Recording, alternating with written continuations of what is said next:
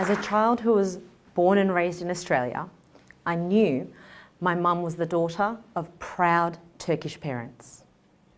And I knew my father descended or came from a nation of people called the Oromo. That's O-R-O-M-O. And as a child, I knew the Oromo people were the largest indigenous population in Ethiopia, actually across all of East Africa. I knew that the coffee that we all like to enjoy and drink today originated from my father's homeland. And I know that most of the athletes that you guys know as Ethiopian Olympic champions most likely trained in my father's hometown. But there were also things I didn't know as a child. For example, I didn't know that despite having a university degree, that my father was once a refugee. I didn't know that the language that he spoke, Afan Oromo, was spoken by 40 million other people, and that for 100 years they were banned from speaking their language until 1991. I didn't know that successive Ethiopian governments prosecuted people who spoke this language, and that if anyone even dared to publish in that language, that they can face a result much worse than prison. But anyway, I learnt this language.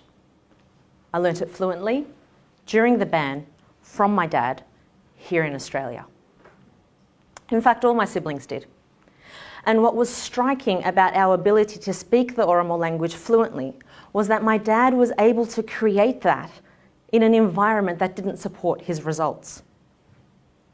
He was a man who was uprooted from his country, chose to marry a woman from a completely different ethnic background, and then went to a completely foreign country that he decided to make home.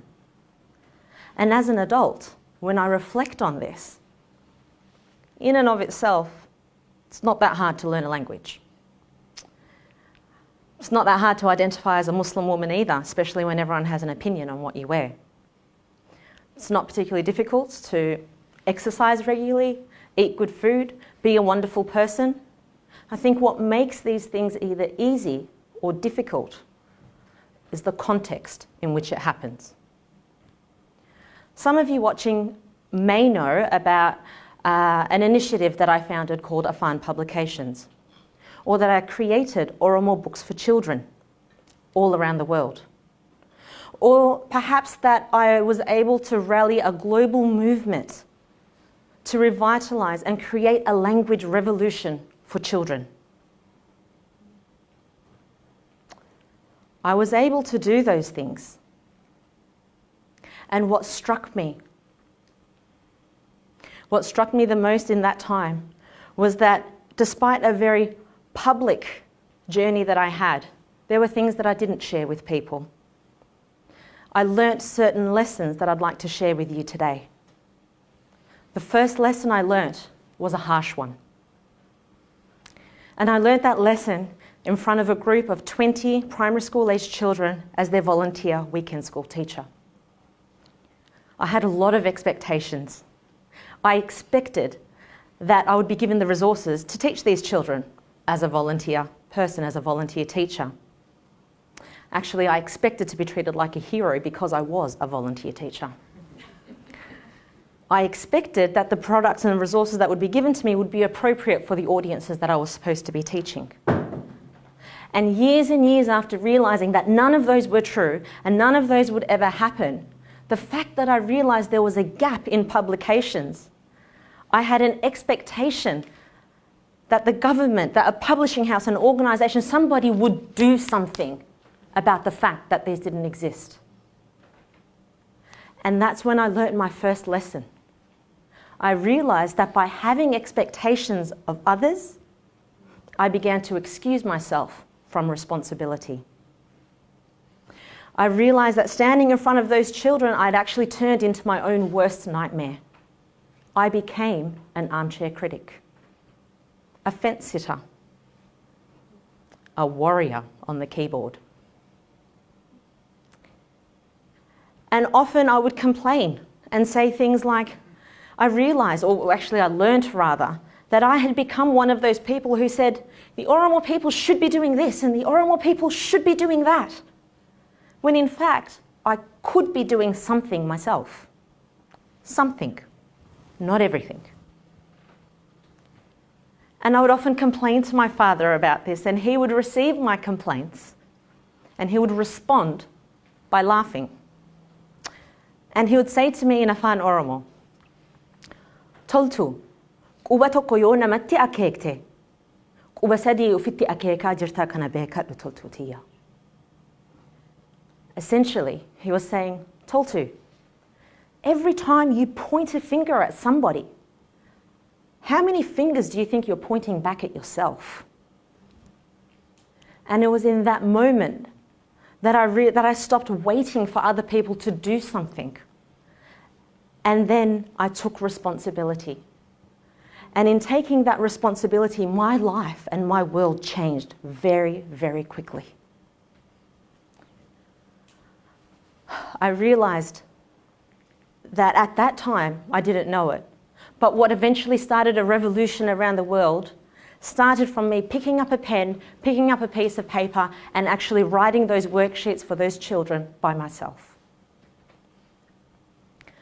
The second lesson that I learnt was that by taking responsibility, I was able to use what I had in order to create something I didn't have.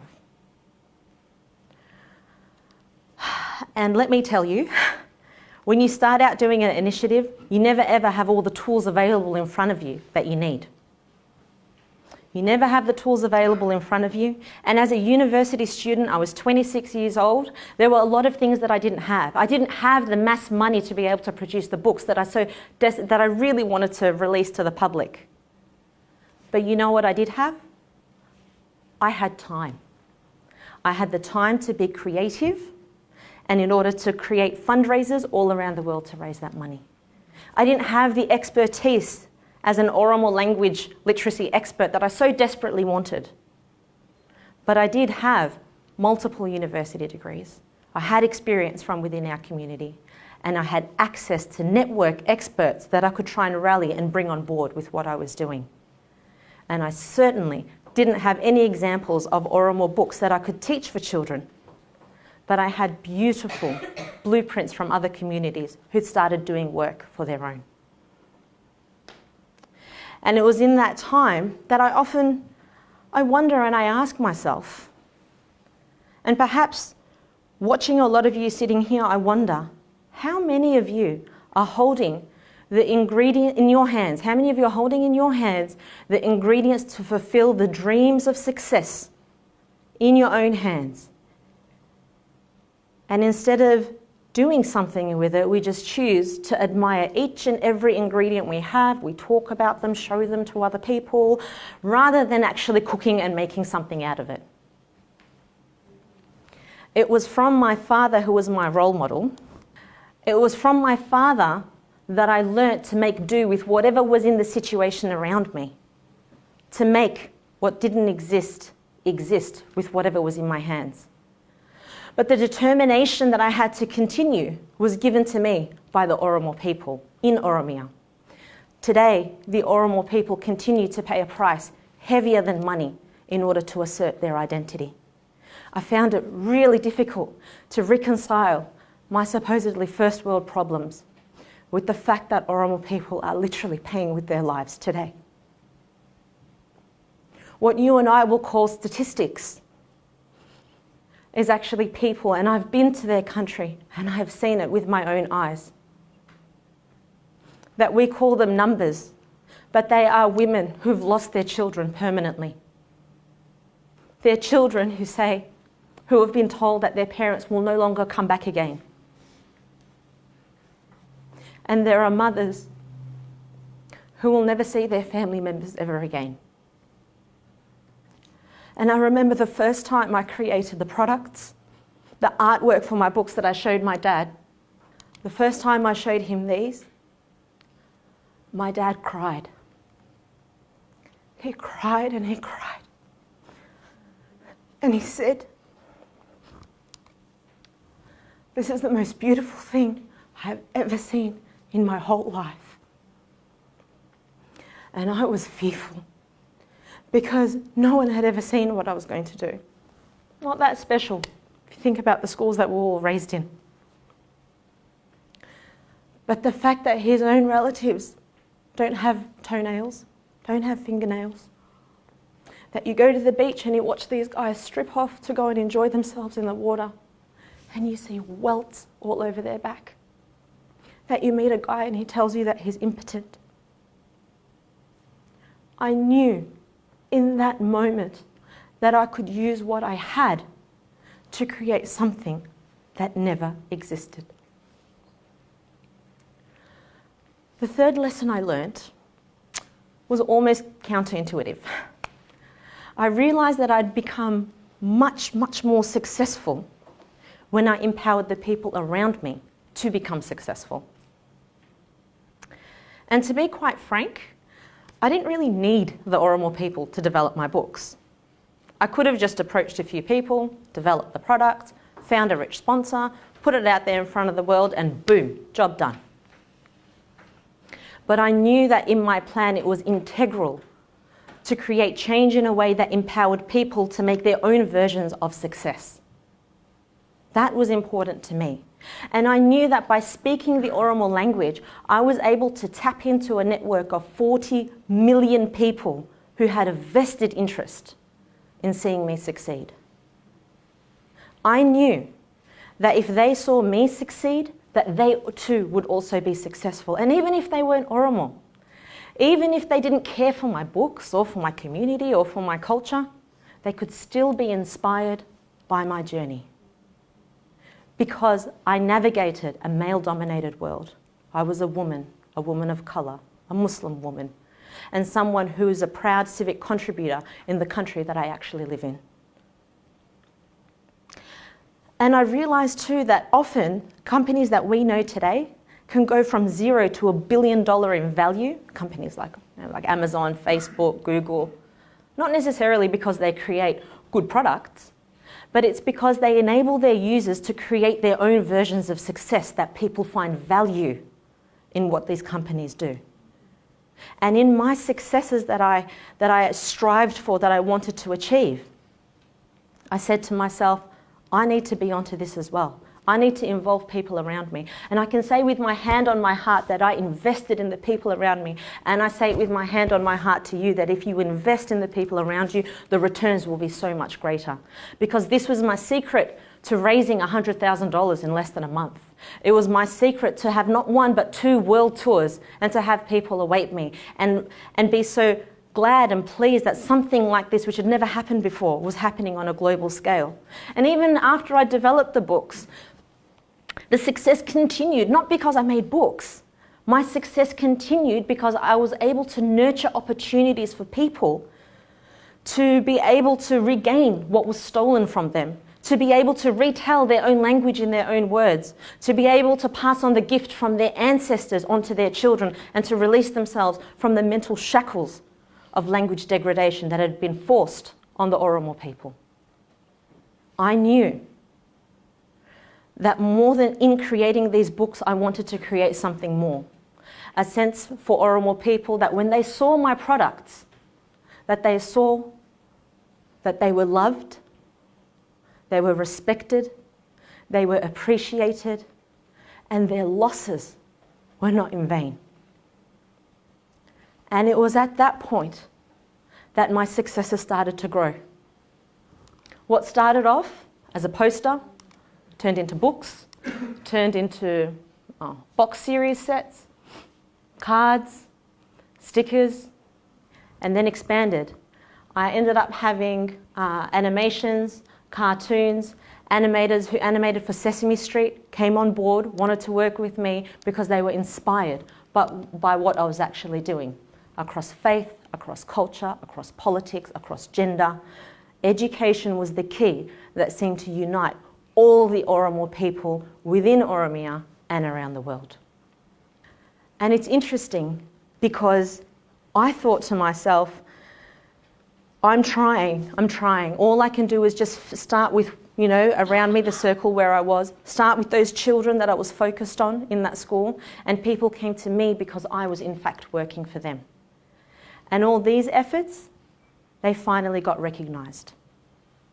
They got recognised last year when, after 150 years, the Ethiopian government invited the Oromo people back into the capital city of Finfinne, which you guys might know as Addis Ababa, to hold their Thanksgiving ceremony for the first time. They invited me to attend as well. And I was excited about it. And when I arrived there, let me tell you, I was blown away. I was taken back because I didn't know that people, when I walked on the street, that people would know me. I was overwhelmed. If I told you when I arrived at the airport, people were wearing T-shirts with my names, with my face on it, saying, welcome to our country.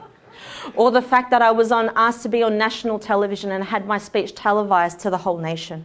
Or the fact that when I attended the Thanksgiving ceremony, I was there to present myself to them, 7 million people enclosed in one space at the same time. I had the president of the country say, I'd like to meet with you, and say, how can we support you with what we're doing? And what started off, and this was my first post that I made. Remember how I told you when I was in front of those students and I decided to take responsibility? Put this post on Facebook. It was just an idea. I didn't try and change the world. I just focused on what was there in front of me.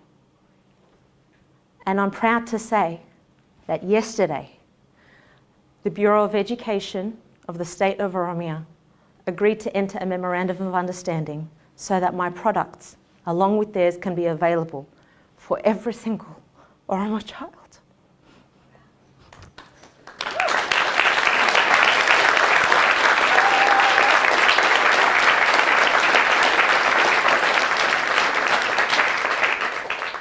I'm not sure what the future will hold, but from my initial meetings, I've been informed that in my area of specialty, from kindergarten to say grade 4, that there are 1.3 million Oromo registered students. And I think I'm on my way to making my dreams come true. And because the theme of today's TED presentations are future sight, I think it's only appropriate that we share our hindsights and our insights in order to develop our future sights. And that is why I've chosen to share my story with you today. Thank you.